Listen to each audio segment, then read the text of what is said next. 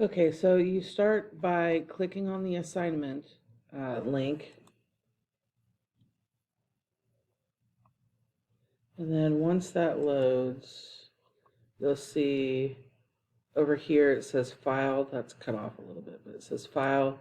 If you click file, you click make a copy, and then you choose where in your Google Drive it's going to save. I've got a bunch of different folders, but you may just put them uh, in the main Google Drive. And then here the name, you want to name it something so that you can find it. You can keep it Unit 7 Part 1 Test Review, or you could add his name into it, whatever. You click OK, and then you should be able to edit the file. So you come here and you type your answers. And then once you're done, you come back to the assignment page in Canvas and you click the button that says Start Assignment.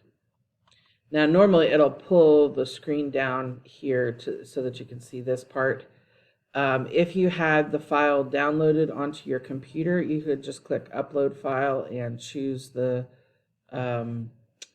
file that was edited, but most likely you're going to have it in Google Drive. Now this, I'm showing you a pretend student, so it's not going to let me show you the Google Drive because it's a pretend student. But when you click on the Google Drive tab, then it'll show you all the files that you have in your Google Drive.